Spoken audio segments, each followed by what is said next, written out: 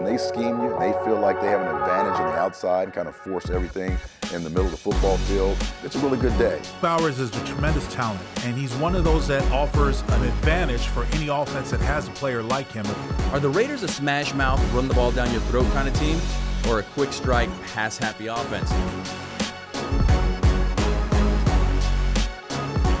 Welcome to Raiders Roundtable, presented by America West Credit Union. I'm JT, the Hall of Famer, my partner Eric Allen, and all week on the radio I said the Cowboys score 30, they give up 30.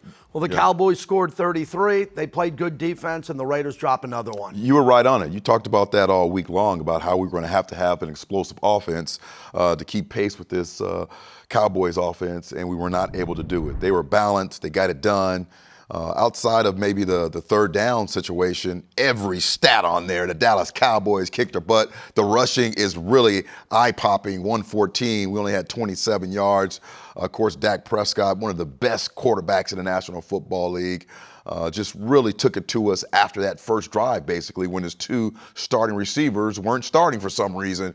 But everything else you can see there, just not a very good picture for our Raider Nation. They weren't starting because they came to Vegas. That's right. Why they weren't starting. That's right, but yeah. It was 6-3 at the end of the first quarter. So I'll talk about this because the game, it was a really tough loss. But the game plan to come out and match them worked. Yeah. It's 6-3 at the end of the first quarter. Then Dallas just found their rhythm. Really? And they just took off. Without a doubt. And I go back to what we talked about earlier is about red zone. Red zone is just so critical for this football team. The Raiders, you get down there, you got to get 7 points. That gives you opportunities to dictate at the line of scrimmage, give your offense opportunities to control the ball, keeping their offense off the football field, and kind of really presses the package a little bit for the opposing team's offense. If you're scoring 7 points opposed to 3, that has been the critical mistake for our football team, not having enough creativity in the red zone to take advantage of some of our matchups. Lincoln Kennedy is going to join us in a little bit, but the offensive line just got worked in the game. They did. And they were getting thrown around. They couldn't establish the run, the pass protection. Geno didn't have any time in the game, and I think the core of the problem here is up front on the offensive line because Dallas just dominated the game. Yeah, you can tell the interior-wise is really struggling a little bit for our offensive line, talking about center, guard, and they did an incredible job of lining up a defensive tackle over each one of those players, and it was basically a one-on-one all game long, and that Cowboys football team really dominated up front, getting a push on the offensive line, creating just opportunities for those linebackers to kind of roam from sideline to sideline. And they did the dictating yesterday, particularly up front in the interior part of the line. Well, it was a struggle for Ashton Genty. He plays so hard, but he really couldn't get in a groove. Here he is after the game. You got involved, obviously, in the passing game, but was there something that maybe you guys saw in practice that you thought, okay, we're going to be heavy in the passing game today instead of more balanced? Yeah, I mean, they played a lot of zone coverage, so just trying to, attack them in the coverage, and, knowing that they weren't the best tackling team, trying to, just catch the ball, get up the field, get extra yards. But yeah. They completely abandoned the run with him. Yeah. And it could come down to down and distance.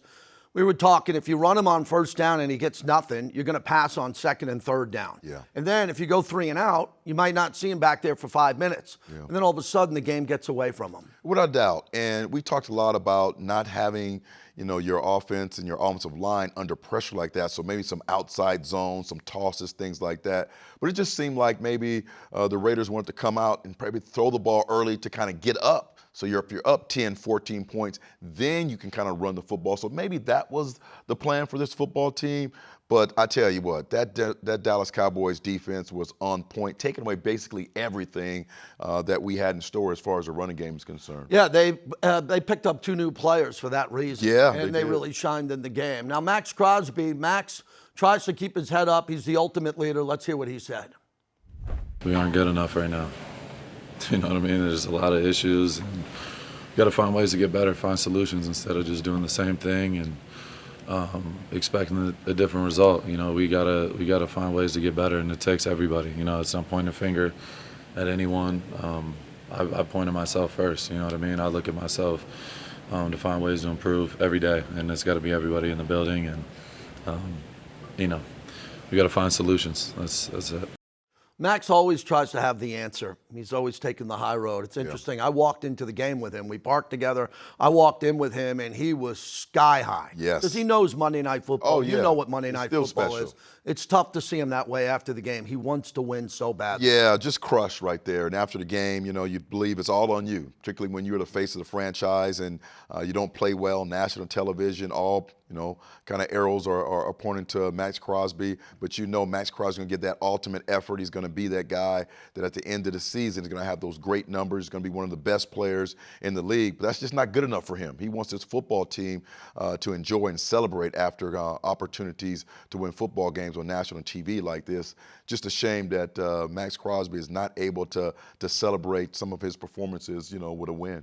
Well, Brock Bowers got off to a good start in the game. Clearly, they wanted to get him the ball. Here's what he said post-game.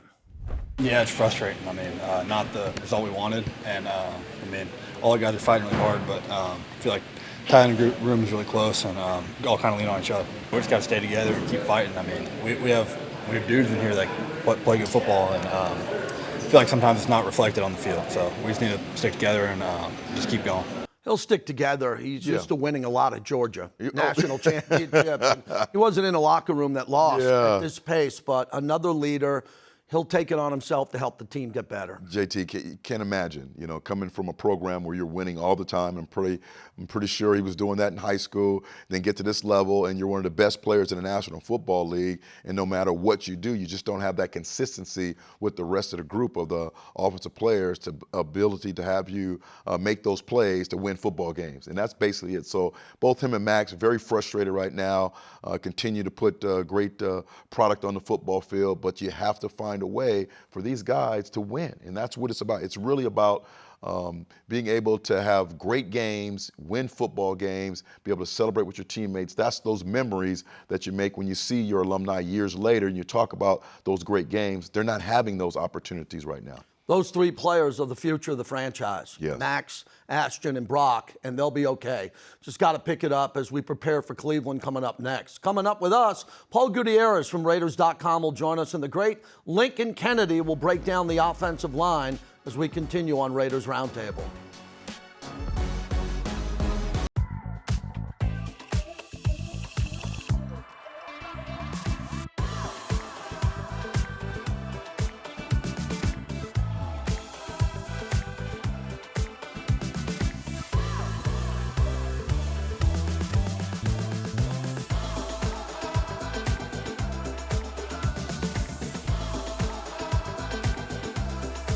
Yamava Resort and Casino at San Manuel.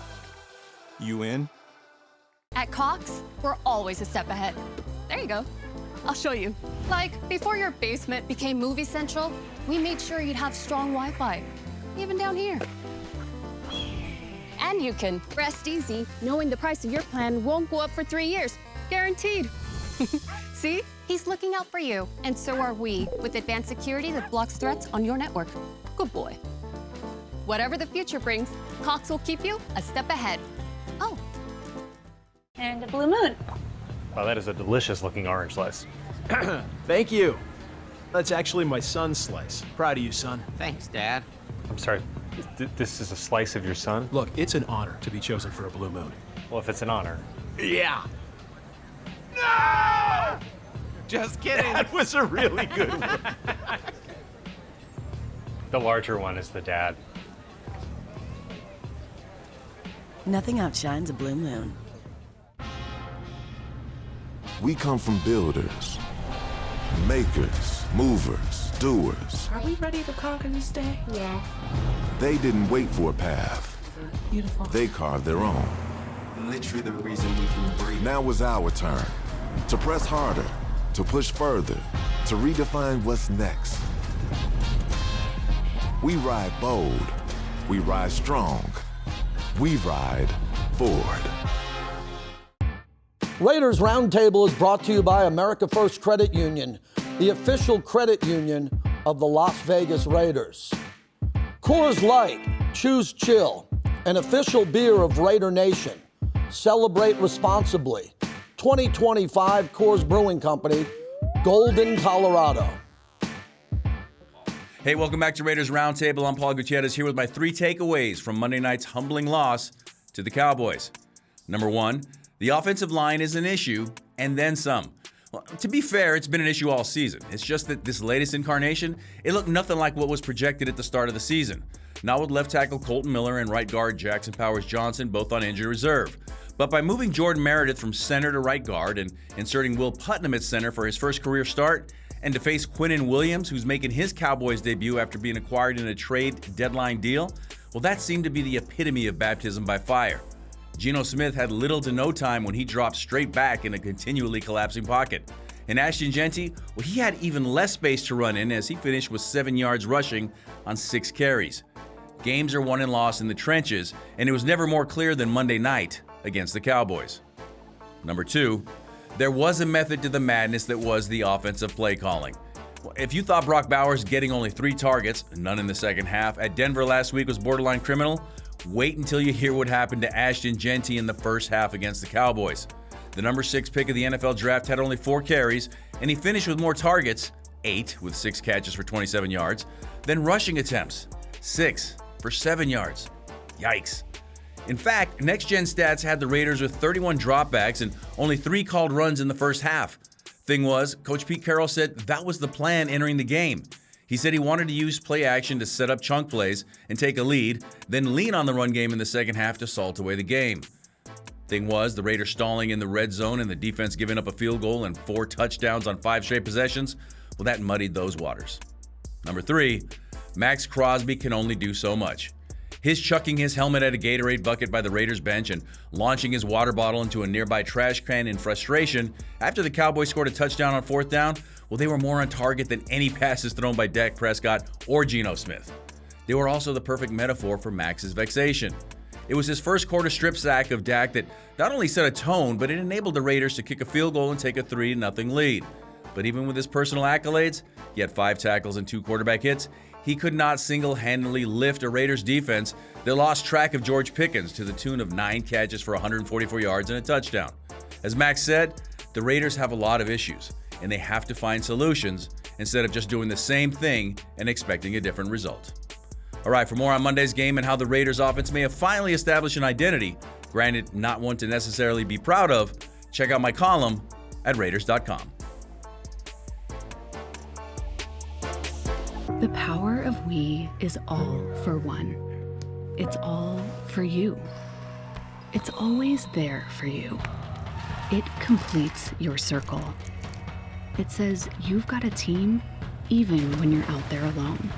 And with Intermountain Health in your circle, you'll always have the care you need to live the healthiest life possible.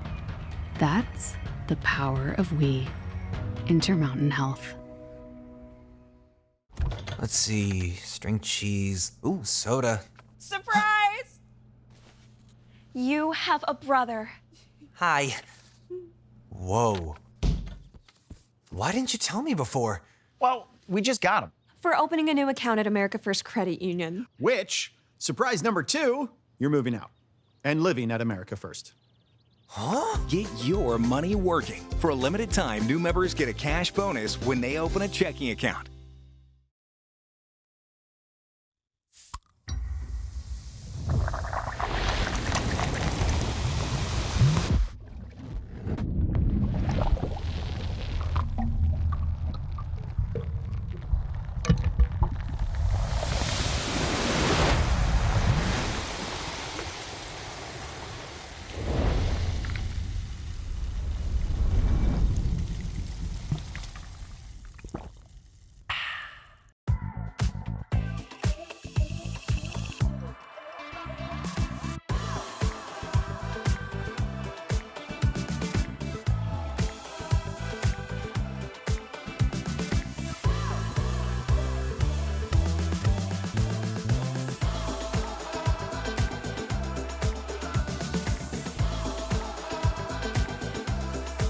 Yamava Resort and Casino at San Manuel. You in? For the first time ever, step inside Allegiant Stadium on the eve of game day. When the building comes alive, this exclusive 75-minute guided tour gives you a rare access to the final pre-game prep, sound checks, lighting tests, rehearsals, and more. Go beyond the standard experience with behind-the-scenes access to suites, clubs, and areas off limits on regular tour. Hear untold stories of the stadium, feel the energy of kickoff coming alive, and you might even spot Raider Rusher. This is your all-access pass to game day, before the gates even open.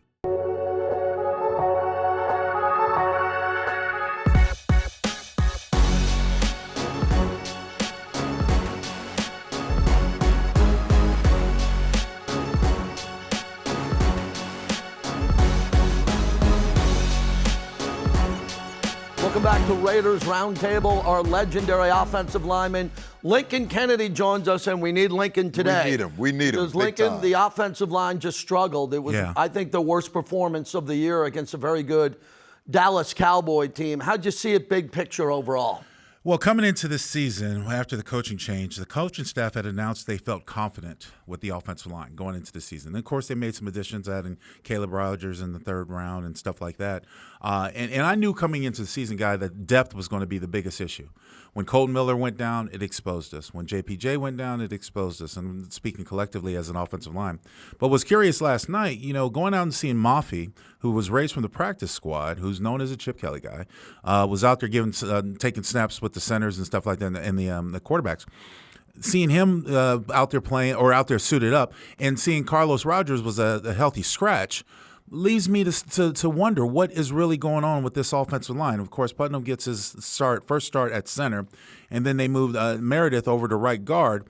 And that was a little bit puzzling in itself because they had talked about Meredith being a good center. I understand putting him at guard might give you a little bit more tenacity at that, but he's just never been that type of a physical player. So with that being said, last night was a disaster. The defensive tackles in the interior part of that Cowboys defensive line had a feast, and they were constantly in the backfield. And again, what's more puzzling is that you want to back up and throw the ball 42 attempts. 30 of them were under pressure. You had 4 sacks. But you continue to try to force to throw the football. I don't know if that's a recipe for success or out of necessity. Of course, when the score gets out of control, it's one way or the other. But I thought the Raiders had plenty of opportunities to make a voice for themselves on Monday Night Football, and they just fell short. Yeah. I'll tell you, one thing that I think can help a offensive line who's struggling is the quick game, the things you can do outside, toss sweeps, outside zones, to where at least the running back or the receivers have opportunity to avoid the oncoming defensive linemen, tackles, things like that. And then the quarterback obviously is getting the ball out of his hands. When you have a new center, how does the new center and quarterback exchange, how does that help or hurt this football team? Most of the snaps were from gun. So it just goes without saying the centers have to get the football back there. Obviously, that's important. But when you talk about remedies for success, the problem is that when you load up the box with, say, 13 personnel, 3 tight ends and 1 back, you condense the defense. You bring the defense in, you bring more people in. And it wasn't so much that you couldn't get the football to the outside. I don't really think they had tried to get on the outside of the perimeter, because ever since Colton Miller went down, that left side, which they preferred to run on before his injury, it hasn't worked. So, to answer your question, the short game was working early, but when Dallas got the drop, this is what you're trying to do, they took all that away, forcing Geno Smith and his offense to have to hold on the football. And we also have to remember that this team offensively usually doesn't start off drives really productively. They end up finding themselves in 3rd down 7s plus, which means you have to send the receivers downfield to be able to get open and to break coverage, which means you need time. And there were a lot of times I was counting in my head that he couldn't even get 3 Mississippi. And when you can't get 3 Mississippi as an offensive lineman, 1 Mississippi, 2 Mississippi, 3 Mississippi, before the ball's coming out, the pocket's collapsing, Geno's running for his life. And more importantly, what I saw last night, guys, is that there was a conscious effort coming into this game to get the ball to Brock Bowers. I don't have a problem with that. I understand that. Right. But the defense is also aware of that. So if you take away Brock Bowers, which they did, they bracketed him a couple of times, they double covered, they even triple covered him sometimes when there were guys that were in for max protection. When you do that, you force the football. Geno Smith takes his eyes off of other people. He's just looking for number 89. Makes it ineffective. Your offense is ineffective. That's why they struggled so much last night. There were 4 rushing attempts in the first half. That's the Right. fewest by any team since 2008. How is that possible with Ashton Genty, who comes into the league as a top pick in the first round and has the ability to dominate? I understand why he's not dominating. When the holes are there, he hits them. They weren't there last night, he gets stuffed. But, wow, did they bail on Ashton Genty in this game? And he's the core future of this team when it comes to the running back position. What am I missing, Lincoln? I don't want to put too much emphasis on this, but I've always said you cannot put the carriage in front of the horse. The horse is the offensive line. If you don't take care of the offensive line, if you don't solidify that, it's going to be awfully difficult. When you look at that safety where we're looking at right now, the penetration came from an outside linebacker that came underneath on a stunt. But look at the number of Cowboys that met Ashton Genty as soon as he got the football. More importantly, they were looking for Ashton Genty, just like they were looking for Brock Bowers. They were taking it away. A good portion of the penetration on these runs come from the interior part of the line of scrimmage. Linebackers, safety, shooting holes, and stuff like that. There have been a number of teams this season that have done that, which proved to make the run game for the Raiders ineffective because of penetration. What has to happen first and foremost, the line has got to control the line of scrimmage. They have got to seal up the line of scrimmage. Any penetration on certain plays, traps plays excluded, but on certain plays, kills the play. And we've seen way too many times the moment Ashton gets the football, he's having to make a cut. You can't be productive that way. You have to buy and win the line of scrimmage up for it. Yeah, I can see the first drive, the first series, having some passes and getting down to the red zone, scoring a touchdown. So now defensively, you're going to have to adjust. And because now you're a 7-point lead, you're able to maybe go back to the run. So you're using the pass to open up the run. But I just don't understand the lack of creativity for this football team after the first or second drive. Do you see something there that we're not seeing? I see a team that's really struggling to find its own identity. Yeah, okay. The fact that you can go almost 30% of the time play action when you don't have a run game just baffles me, because it avoids the line of the possible consideration of what you can do offensively if everything's play action based and you don't have a run game. You're taking away half your offense. But that's the only way the Raiders really had success. You talk about those naked boots. Look how they worked in the first quarter. But from the second half on and through the finish of the game, Dallas was ready for it. Yeah. There were more times that they were sending two guys off the edge, off the open edge, knowing that's where you're going to go for, trying to slip somebody in the flat. And more times than not, Geno's coming up, throwing off of his back foot or trying to make a jump pass to get the ball downfield, and sometimes it falls short. So, again, it goes back to the lack of identity for this offense. If you don't have a run game, you can't really establish a play-action game. If you can't establish a play-action game, you don't have a pass game. Yeah, red zone offense has been a struggle for a while for this team. And the way I look at it is they don't throw it in the end zone. They're checking down pretty much all the time. Whenever they're there, they're throwing screens, they're throwing line of scrimmage passes, and they're wasting a play, a handoff that goes nowhere, or a short pass. And then Geno wants to hold on to the ball because he wants the receivers to get to the end zone. So I don't know what to say anymore, because the guys can't get to the end zone because Geno's getting hammered.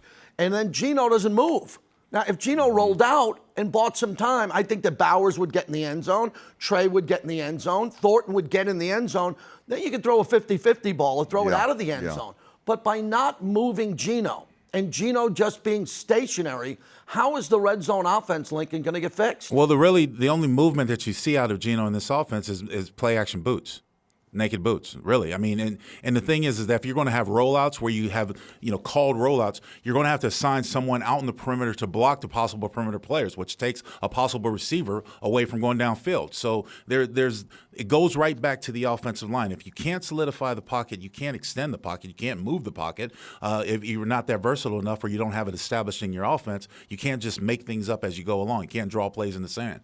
And more importantly, Geno is fixated, in my opinion, Geno's fixated not only the rush because he's been hit so many times and hurt so many times, but it's also he's fixated on trying to get the ball to particular players.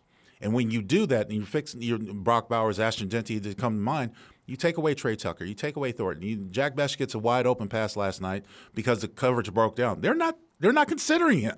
They're not looking for him. Until you establish him, they're not looking for him. So the defense did what was a struggling defense in the Cowboys would do. We're going to fixate. We're going to try to take away your playmakers. And it just happened that it became a disaster in the second half of the Raiders. That was disappointing. Another disappointing aspect was the secondary. Yeah. This is the first time we faced a offensive, quarterback like Dak Prescott. Those receivers were shifty, great route runners. Yeah. First time we faced those guys, we had a lot of problems, particularly when we had to go one-on-one with those guys when they were able to kind of spread the formation a little bit, Link. And just having, so much youth in that secondary going against, just talented receivers really put us in a bad situation. Well, you know this, guys. PG's defense is predicated on pass rush. Yeah. If you take away the Condor 98, then you have a better chance of being able to complete passes down the field because we haven't had another, established prominent pass rusher other than Max Crosby. That's the Achilles heel of this defense. If you have enough time, there are holes in the secondary, and we've seen this all year long. This is no surprise. I know recognize it as well, EA. It is no surprise. And of course, you put those young corners on a platform or on an island to try to cover those receivers that are extremely shifty. I think the most disheartening part for me, guys, was the number of missed tackles. And I know we'll get to that in a little bit. But when the secondary, after they complete these passes, you got to bring these guys down. We have guys that are on the defense that struggle in pass coverage, and knowing so you can't play a lot of man, you can't play a lot of zone. What can you play? Can you play combinations? With such a young defensive secondary, it's hard to play combination coverages, as you can imagine, EA. So these are works in progress that we have to see. It's just unfortunate that the game got away. But I think the game got away in the context for the defensive standpoint because the offense wasn't able to do their part. Complementary football. If you can't hold on to football and put scores, put drives of touchdowns on the board, it's hard to stay out there for 4 quarters in the National Football League. Lincoln, you nailed it as always because Max got a sack. There were no other sacks. Right. There are guys paid and are supposed to perform on this defensive line from the interior, on the edge, Malcolm Kuntz, Tyree Wilson. They got to get home. Yeah. I mean, this Dallas offensive line is good, but it isn't the great wall that they had in the Aikman years. Right. Someone's got to find a way to run a stunt, to get home, bring some pressure on Dak Prescott. And Max was running around really hard the whole game, and the effort's there. I know the effort's there from everybody else. They're trying to do their job. But as you said, if Max is the only one who's going to get home and he's getting chipped on every play, where are the other players who are putting up stats, respectable stats, where they're going to get a couple of sacks, not every game, but every other game or so it can take a little bit of the heat off of Max Crosby? Max Crosby in that strip sack, started on the right tackle, did a 3-man stunt, came all the way over the left guard, the gap of the left guard, and still had enough time to get to the quarterback, Dak Prescott, for that strip sack, which was a big play. That shows the amount of hustle and effort. But again, you're right, JT and EA. You know this. Everyone's got to be able to contribute. You got to be worth something when you're out there on the football field, whatever it is, whatever your responsibility is. And guys can only hold up so long. Understand other people on the other side of the ball get paid too. So you got to be able to do it. You got to have a little bit more effort and some of those other guys to be able to help and complement Max. Yeah. One of the things that was noticeable yesterday was red zone defense. Yeah. We talked so much about the red zone offense. Red zone defense yesterday, and it was a combination of, man sometimes, zone and others, not carrying particular players, not being on the same page. If you're playing in the red zone and you're having mental errors and mental busts, the referee's going to do a lot of this, touchdown. Mm-hmm. And so red zone defense was problematic yesterday for our football team. The communication in this defense, especially in the secondary, stems from the safeties. The safeties are the ones that help get the cornerbacks lined up and take care of those gaps. You have so many gaps to where nobody's on the same page. You see this play right now. Paolo Miles is short, and I've often talked. When I talk to safeties, I know that you never let anybody get behind you, and you have a receiver running right behind. More importantly, when you talk about the inefficiencies of the secondary to be able to play man to man, well, you're really left to say, well, what can we do? We can't play zone. We can't play man effectively. What do we have to do? But communication is key. And when you have a lot of new pieces, as we had last night with some of these defense in the secondary, you're going to have breakdowns like that. Thank you, Lincoln, as always. We appreciate Way to go, Link. it so much. That's Lincoln. We got to start off with him when it gets to that offensive line. And he breaks it down. He breaks it down really well, and good talk there about the secondary, too, and the communication there. When we come back, we'll take a look around the AFC West and what the Raiders have in store coming up next as the Cleveland Browns, the Dog Pound's coming to town. We'll break it down next. When things heat up, you don't just want a cold one. You want the coldest one. The cold lagered, cold filtered, cold packaged one. Mountain Cold Refreshment. Coors Light. Choose chill. At Cox, we're always a step ahead. There you go. I'll show you. Like, before your basement became Movie Central, we made sure you'd have strong Wi-Fi, even down here. And you can rest easy knowing the price of your plan won't go up for 3 years. Guaranteed. See? He's looking out for you, and so are we, with advanced security that blocks threats on your network. Good boy. Whatever the future brings, Cox will keep you a step ahead. Oh. The power of we is all for one. It's all for you. It's always there for you. It completes your circle. It says you've got a team even when you're out there alone. And with Intermountain Health in your circle, you'll always have the care you need to live the healthiest life possible. That's the power of we. Intermountain Health.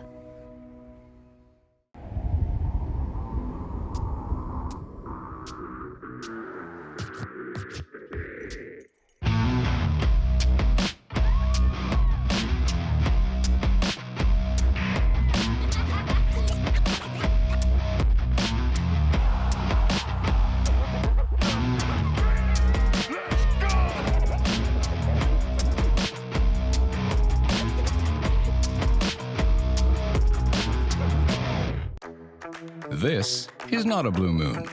Now it is. Now it's not. Now it is. Now it's not. Now it is. Now it's not. Now it is. A Valencia orange makes a blue moon, and everything a little brighter.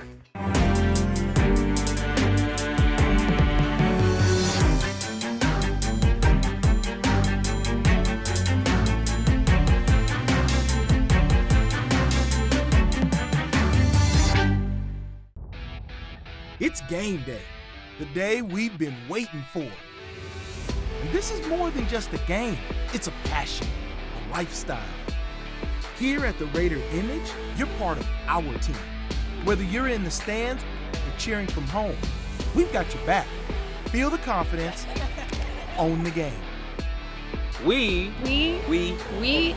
are the Raider Image. Your game, your gear, exclusively at the Raider Image. Raiders Roundtable is brought to you by America First Credit Union, the official credit union of the Las Vegas Raiders. Welcome back to Raiders Roundtable. So let's take a look at the upcoming schedule.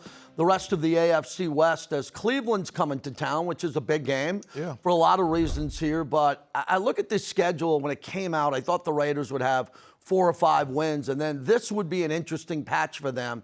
Now we're just looking for a win, and it could be Shador. And if Shador is playing, Dion, your guy, will be on that private jet to come here and see his son. He will be in the building. I'm pretty sure we'll see Prime. But more importantly, that guy on the other side of the ball will be able to see Myles Garrett, who's a terrific football player. Love to see what he brings each and every week. And I know that when he's on one side of the field, Max is going to be on the sideline trying to match every sack he can get, because they lead the league in sacks right now, upward like 32, 35, something like that. So they're getting after the quarterback. It should be a great defensive battle for our football team. Chargers after that. Chargers lost a big game. They got blown out in Jacksonville. That was a bit of a surprise. And then you were asking me yesterday about Denver. We were talking about Denver's just finding ways to win games.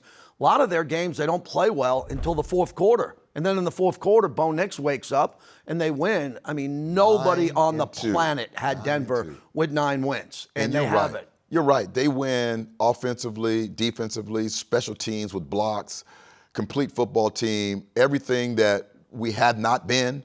Complementary football, that's the Broncos. That's kind of what they do each week, is find ways to win. Fourth quarter comeback from the young quarterback. Running game has been pretty solid. Defense, they roll around. They cover you up.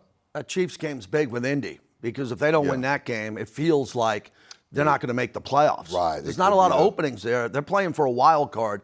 I don't think Kansas City's going to catch Denver. I didn't expect Denver to be 9-2. So me either. Every game Kansas City plays the rest of the way is do or die for them. Without a doubt. And you know there's so much pride in that football team. They're going to give it everything they got every week so they can get back to the playoffs. Want to see everybody at the Torch. We got another home game. It's a big one. Cleveland's coming to town. The Dog Pound travels, but the Raiders need you, Raider Nation. It's a big opportunity. Got to get a win. Got to get a win, and Cleveland is the next opponent. For everyone at Silver and Black Productions, thanks for joining us on Raiders Roundtable.